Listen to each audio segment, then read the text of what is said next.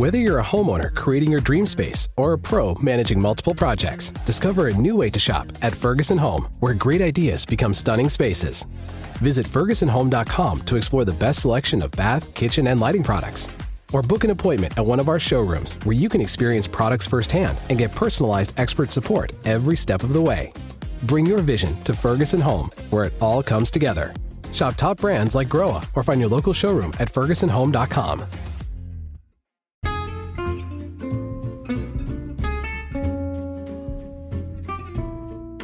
Hello, and welcome to It's a Fandom Thing.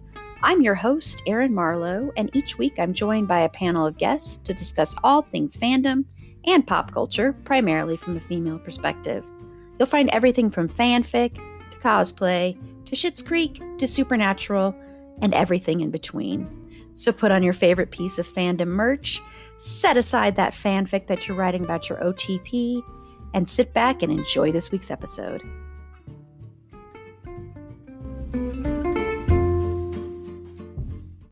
Hello, and welcome to this week's episode of Pop Culture and Fandom News. I'm your host, Erin Marlowe, and I'm sad to say we're not doing a Triple E episode. We were going to be having a Triple E episode, and that meant it was going to be me, Erin A, and Ishelle. But unfortunately, stupid work is making Erin A not be able to be here. But I'm bummed that she can't be here because I was so looking forward to doing a Triple E week. But I am excited because Ishelle is here. So hello, Ishelle. Hello, Erin and everyone else. I'm so happy to have you here. I'm sure people listening, if you have listened to our Heated Rivalry episode, which is currently our most popular episode of the last 30 days, not of all time, that is still Christmas music. Although I want to say a huge thing has happened with that episode, which Ishelle was also on. Hey! That episode, which has been for nearly a year and a half, been our most popular episode, and it still is our most popular episode ever. But in the last 30 days, it has dropped to 4th place. It's whoa. Maybe the Christmas cult is disbanded. But at least, Ishelle, you are on the most popular episode of all time and the most popular episode currently with Heated Rivalry. So look at me go. So we'll see if you put that magic Ishelle touch our Friday episode where we're going to be talking about Netflix. I'll see what I can do. I'll see what I can do. But before we get to that, let's get to some pop culture and fandom news. So, Ishelle, what is one thing in fandom or pop culture that you're excited about, into, looking forward to, whatever? So I'm not going to talk about a book, but it should come as no surprise to you that I am going to talk about the 3rd season of Interview with the Vampire, which is just Vampire Lestat. I am so excited for June. Cannot wait for this. I have been watching and rewatching the first 2 seasons to kind of prep for it. But also every time I watch it, there is just something new to notice and catch and pick up and something new to appreciate from what they're doing over there. Very excited for this new season because this is the first time that we get to hear about the man from the man. And what Sam Reed and Jacob Anderson are doing with that show and just what the writers are doing and the other cast, I know they're bringing in more of the characters from that world, from the Vampire Chronicles world, and I cannot wait to see it. I've been replaying that little snippet that they released, a little trailer, and yeah, I am very excited for June. Me too. Have you seen they released what the opening credits are going to look like? No, I haven't seen. I've been with this show, I don't want to be spoiled on things. Yeah, and so I am trying to be very careful with what I let myself see and what I don't let myself see. And so I don't want to see something that's going to accidentally just flow to the next thing. And that's too much. I really want to be able to take it all in the way they intended for it to be taken in. So I have not seen that yet. Yeah. Yeah. No, I get that. Yeah. Because they released it, the AMC did and everything. And they also released a clip. So I won't really tell you what's in the clip, but it's hilarious because it is in our Discord server. I shared it there, but it's really funny. Okay, maybe I have seen this. You have where he goes to the bookstore? Yes, I have, and it is. And I did let myself watch that, and I have also rewatched that 100 times. I love when it's like, they're like, "Do you want to sign up for a rewards program?" No, thank you. Yeah, my typical overreaction. Yes, there are so many things to love in that, but one of my favorites is the face that he makes when they are talking about Armand and his layers. Yeah. Yeah. Mm-hmm. Yeah. And you just watch him seething over there. Like, Yeah. Because I have to read this because what? Yeah, I'm very excited. And I mean, it's the show that made me also love Louis because Jacob Anderson is so great and, is having fun, unlike stupid Brad Pitt. Yeah. And the chemistry between the two of them, between So Jacob good. Anderson and Sam Reed, is so incredibly good and hot and amazing. And, we did a whole bonus episode for our Patreon subscribers talking about season 1 and season 2. And I still maintain I won't say much because of someone backstage listening who hasn't watched it. But the season 2 finale, the scene, what scene I'm talking about, what I'm thinking about, is a scene that I have watched an embarrassing number of times. It is so beautiful and makes me cry every time. And it's just it's so amazing. So I'm very excited to have this show back. This amazing, amazing show. I love this show so much. So yes. That is my thing.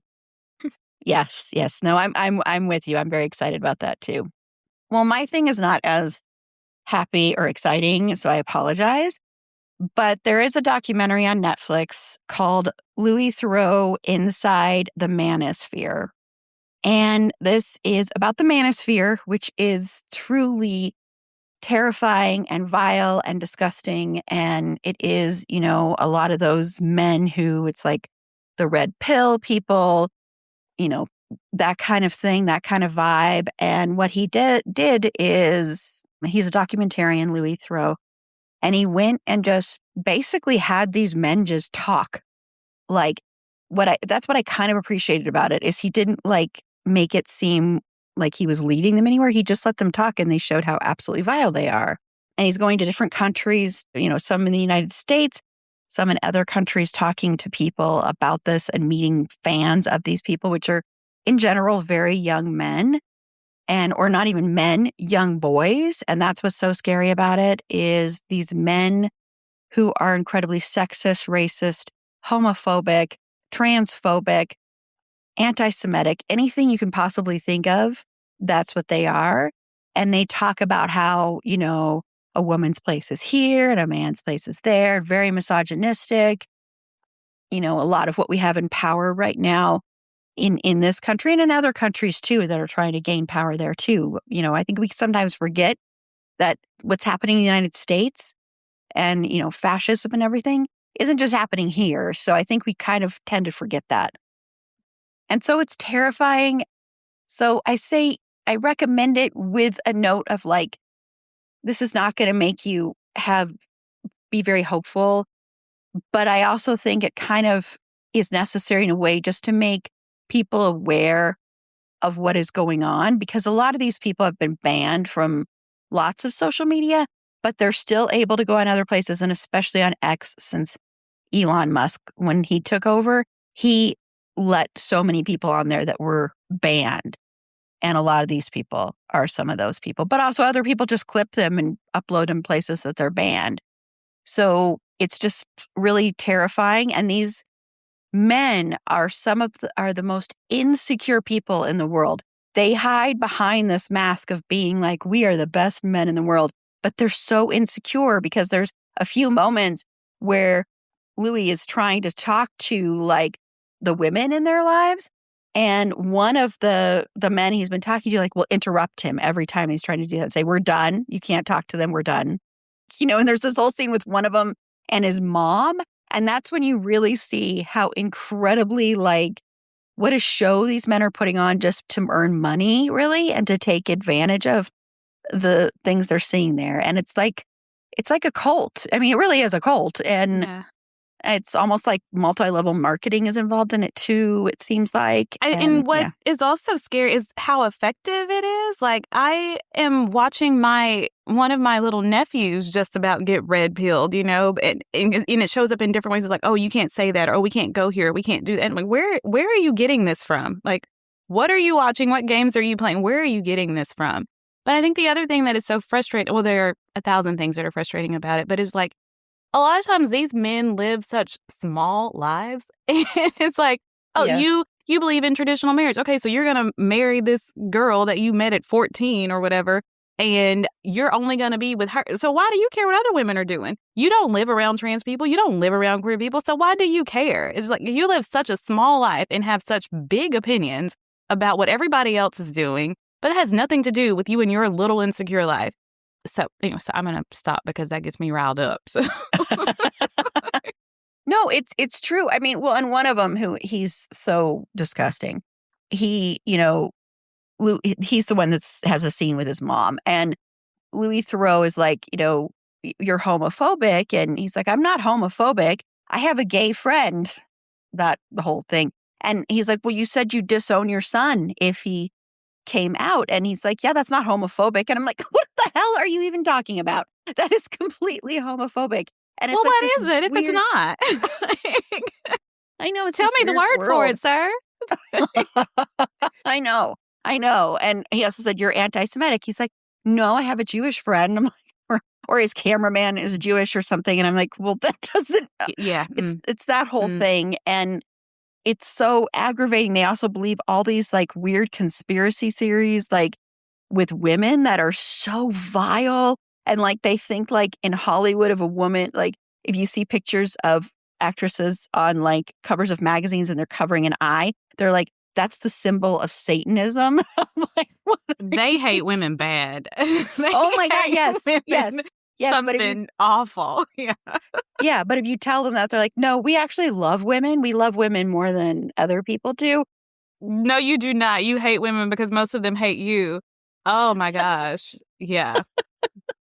Yeah, it's so, but it's scary because so many people get sucked into that and they know how to play that up, and they're making so much money off of these people that follow them. That's the other thing is people subscribe to them and pay so much flipping money, and it's vile. It's vile. Yeah, I agree, Carla. It's a very weird kind of love for women. It's the men are not lonely enough. Exactly. They're talking about the loneliness epidemic with men. They're not lonely enough. Okay, because if they were lonely enough, maybe they would be like, maybe I should change something about myself. So yeah, they're not lonely enough. I completely agree. Yeah, completely agree. So that's on Netflix, which ironically enough, we're talking about on Friday. So if you want to watch it, just keep in mind, you're going to hear and see some vile, disgusting stuff. I do kind of wish that the documentary, the filmmaker had pushed things a little bit more. And there's one scene where I kind of feel like he could have made a stand about something and he didn't. So there are a couple of things that I have issues with, but I think it's important and hard to watch. So yeah. Okay, well, we're going to take a quick break. And when we come back, we're going to watch the trailer for The Devil Wears Prada 2. So we'll be right back. I don't know about you, but I like keeping my money where I can see it. Unfortunately, traditional, quote, big wireless carriers also seem to like keeping my money too. After years of overpaying for wireless, I finally got fed up with crazy high wireless bills, bogus fees, and those, quote, free perks that actually cost more in the long run, and switched to Mint Mobile. With premium wireless plans starting at just $15 a month, you could be saving so much money. Since I switched, I'm saving over half of what I used to pay. With those other carriers, I was never sure if I was going to have that 5G coverage, because sometimes I'd be in the middle of watching something, I'd lose connection, I'd walk a block away, and all of a sudden, 5G network, poof, gone. But since switching to Mint Mobile, I no longer have to worry about that, because all plans come with high-speed data and unlimited talk and text delivered on the nation's largest 5G network. So stop overpaying for wireless just because that's how it's always been. Mint exists purely to fix that. Mint Mobile is here to rescue you with premium wireless plans starting at $15 a month. Bring your own phone and number. You can activate with eSIM in minutes and start saving immediately. No long-term contracts, no hassle. So ditch overpriced wireless and get 3 months of premium wireless service from Mint Mobile for $15 a month. I use this and you should too. If you like your money, Mint Mobile is for you. Shop plans at mintmobile.com/fandom. That's mintmobile.com/fandom. Upfront payment of $45 for 3-month 5GB plan required, equivalent to $15 a month. New customer offer for first 3 months only, then full price plan options available. Taxes and fees extra? See Mint Mobile for details. Okay, so we're back. So it's that time to hit pause on us, click the link in the show notes, and after you're done watching the trailer for The Devil Wears Prada 2, you can hear Ishel and I's thoughts on it. If you don't care, and if you've already watched it, just keep listening, and we will share our thoughts in just a second. Okay, so we just watched the trailer for The Devil Wears Prada 2, which is coming out on May 1st, but you can get your tickets now. So Ishel, was this your first time watching this? And also, are you a fan of the original one? And yeah, it was my first time watching that. And I am a fan of the original one. I've seen it a couple times.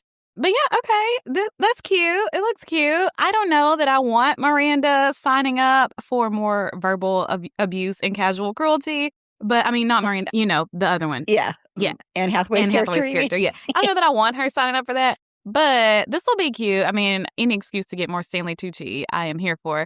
And it'll be, I guess, what we will see is Miranda having to adjust to what is more office appropriate behavior is, I guess, what we're going to see. But yeah, I'm excited for it. The thing with sequels, especially when it's like not necessary, I mean, it's not like this is an adventure tale or whatever. The thing with sequels, you're really relying on nostalgia and you're just kind of like reheating your nachos with this deal. But yeah, I don't know. Why not? Give them a chance. I like this cast and these people. I like what they did the first time around. So sure, I'll show up for it. Yeah, I mean, I'll be honest. I probably won't watch this in the theater. Maybe I will. Maybe I won't. I don't know. It's not one I'm going to rush to if it's hot, which, I mean, it's already like, I don't know if it's the same for you where you are, but it's, because I know it's hot out west everywhere. It's already reaching 90 degrees here in March. So yeah, it was 90 degrees the other day. It's like going to be like 89 today. I know, it's wild. So if it's like obscenely hot someday and I just need to get out of the heat, yeah, I might go see it. I'll be honest. I like the first one. Okay. I'm just not as big a fan as most people, but I figured knowing who listens to us, a lot of people might really be excited about this, which is great. Wonderful. I'm just like, oh, it looks like it might be kind of fun. I really think Meryl Streep is having so much fun with this role because it's kind of different than other things she's done because she gets to actually play someone who's not a really nice person. And you can tell she's enjoying that a great deal. I think the whole cast is great. I think Emily Blunt is really good in this role too. It's just, it wasn't necessary, but it'll be a fun escapism kind of thing, I think. So yeah, that's my thought. Yeah, not like on my list of like, I gotta see this right away. Because the story's been told. And so I don't know, surely they came up with something to give us. But yeah, the story's been told. But yeah, just to have something to do. Yeah, I'd watch it. Yeah, exactly. Yeah. Okay, well, let us know if you have already got your tickets for Devil Wears Prada 2, or if you're just really not looking forward to it, just let us know. And when we come back, we are going to talk about something that really is pissing me off, and it has to do with AI and Val Kilmer. So we will be right back. The Bleacher Report app is your destination for sports. Right now, the NBA is heating up, March Madness is here, and MLB is almost back. Every day there's a new headline, a new highlight, a new moment you've got to see for yourself. That's why I stay locked in with the Bleacher Report app. For me, it's about staying connected to my sports. I can follow the teams I care about, Get real-time scores, breaking news, and highlights all in one place. Download the Bleacher Report app today so you never miss a moment. So we're back, and we're going to be talking about AI again and how it pertains with the late actor Val Kilmer. So before Val Kilmer passed away, he had signed on to be in this movie called As Deep as the Grave. And then he sadly, of course, passed away last year. And now he's still going to be in it, but an AI-generated Val Kilmer. His estate, his family has approved this because they say he embraced new technologies, and they also say he loved this project so much that he would still want to be a part of it. This really bothers me. The Screen Actors Guild has come out and just basically said, well, our stance is people can only do this if the estate approves of it. The estate has approved of it, so it's okay. And I understand those are his children. And if you've seen the documentary Val, which I highly recommend, you know he loved his children, And, the throat cancer that he had, and he wasn't able to speak. And his son actually did the narration, like the voiceover in that documentary. And that to me was beautiful because that was an AI and that was like his son doing that. And he lived like right next door to his daughter. And he was just very close with his kids, loved his kids. On the one hand, I understand the kids have made this decision, but that still feels icky to me. And yeah, so Ishel, what are your thoughts on this? So, a couple things. I didn't even know Val Kilmer had gone to the other side until you brought this up. So, RIP to that man. Another thing, I am not an expert on AI and all of its harms, nor am I an expert on like actors' rights and contracts and all those things. But I will say, I don't like this. I don't want it. I get that the family is supportive and I understand why they would be, and not for the money, even though I'm sure there's money involved, but because it's a way to extend his legacy and a way to tie him to something that his health wouldn't allow him to be a part of, even though he really wanted to do it. But I mean, one thing, like, this isn't acting. This is just like pseudo animation. And I like some animation, but it still requires like voice acting and animators. Like, there's still people involved in making that happen. And I don't know if we're going like green screen here or if there is like, and so someone else is performing and then they're like putting his face and voice on it, or if they're just typing in a prompt in a computer and generating the majority of it. And I just don't know that it's worth us getting closer to have to ration our water just to get this man in this movie. And two, I just don't think this is a good precedent. Like, just because the family's okay. I mean, it's a kind of a selfish thing. You know, I don't think this is a good precedent or path to be heading down, because eventually, if I don't need you to show up to draw in your audience or to mimic your talent, then at some point I don't really need you, which means I don't need your consent. And if I don't need your consent, I don't really need to care about protecting you or creating safe environments for you. And I just think in this day and age, we have to kind of consider worst possible outcomes with things that we do and decisions that we make, because if the rich can get richer from it, they will take us there every single time. So yeah, for those reasons and many others, this is a no for me. Yeah, this is a big, huge, slippery slope thing. And depending on how this does, this could open the door to like really, which has already been opened, I understand that, but open the door further to a lot of vile stuff. And, I also wonder, because AI is not really, it wouldn't be like a green screen. It wouldn't be like people like doing it. It'd be probably like they probably do like prompts of like Val Kilmer saying this kind of stuff. I don't know this for sure, of course, and putting it together.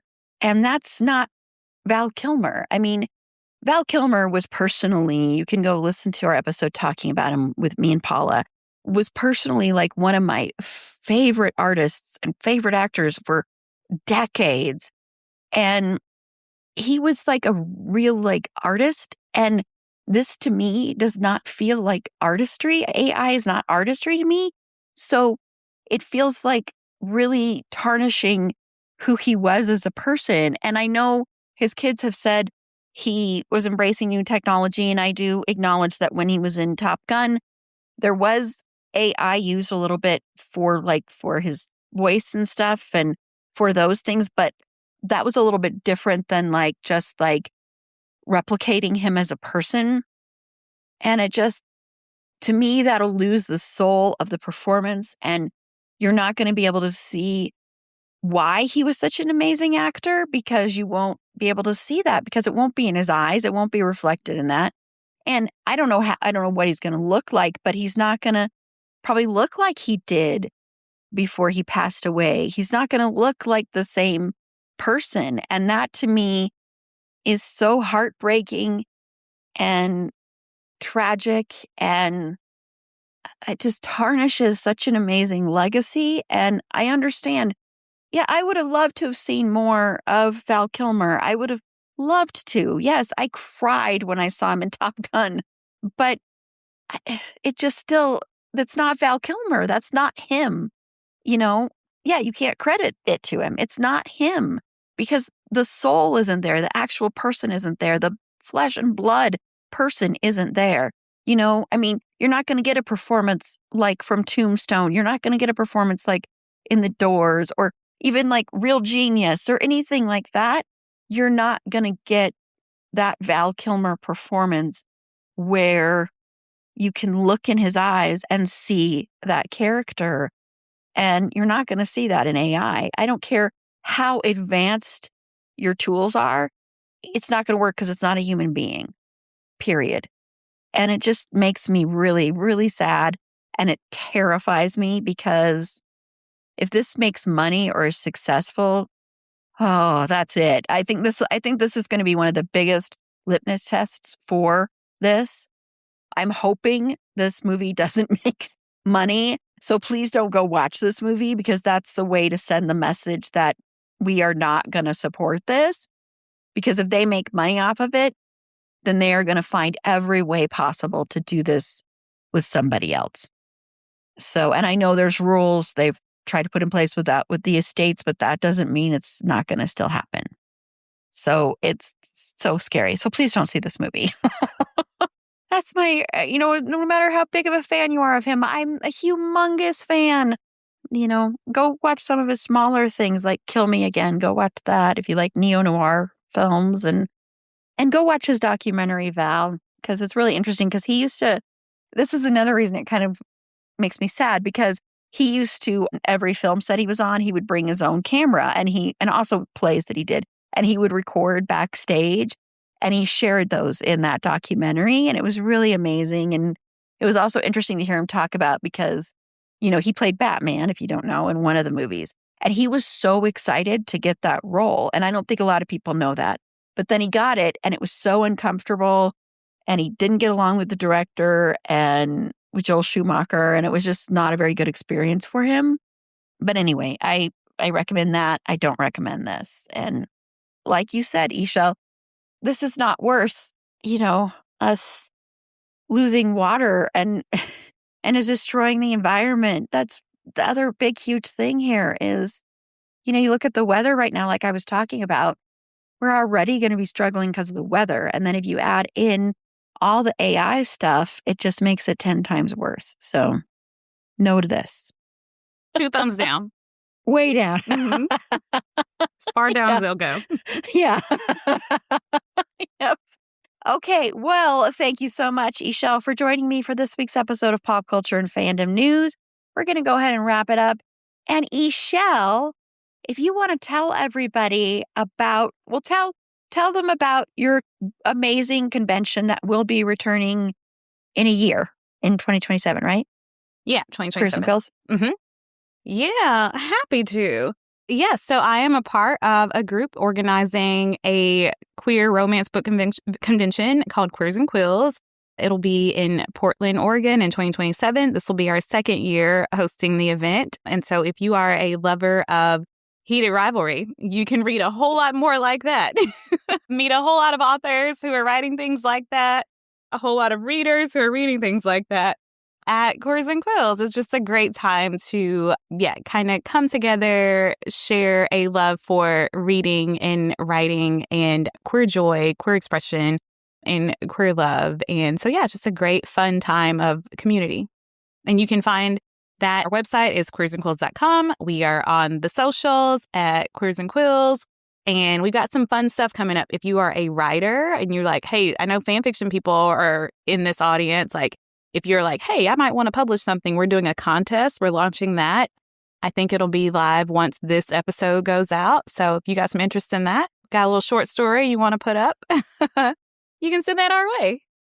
Oh, that's awesome. That is so cool.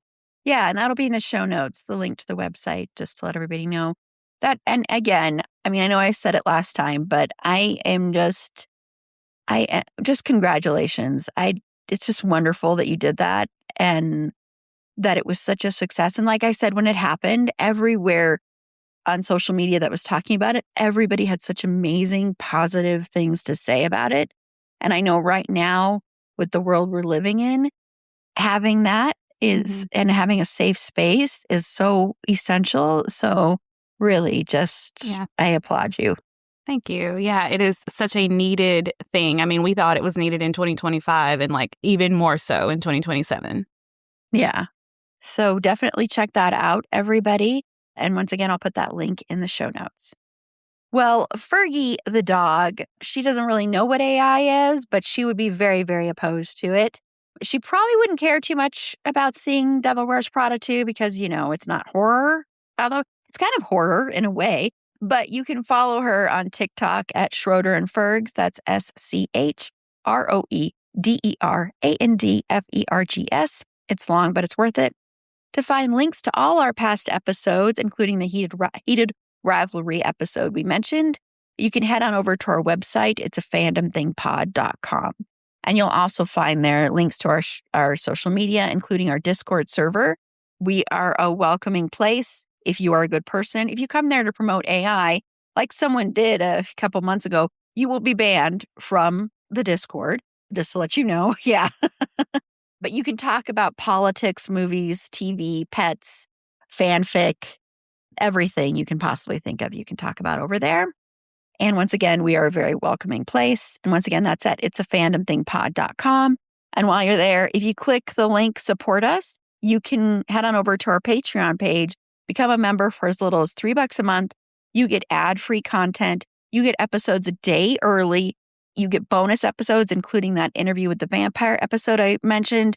And I guarantee when the new episode is finished and everybody's able to watch it, I'll be inviting Ishel and Jen to come back and we can talk about the season. Maybe Tiff will be joining us since Tiff has jumped aboard the interview with the vampire train as well. So you can click the support us tab there. And once again, find that link to our Patreon or click the link in the show notes. We also will have our upcoming marathon streaming event is taking place on May 16th, Saturday, May 16th, from 10 a.m. to 10 p.m. Mountain Standard Time. And that's just 12 hours of streaming fun. And we will be giving away prizes to some of our Patreon subscribers. So lots of cool stuff if you become a Patreon supporter. And on Friday's episode, Ishel will return to talk about Netflix, the good, the bad, and the ugly. So until next time, remember, it's a fandom thing. Black Lives Matter, stop Asian hate, and free Palestine.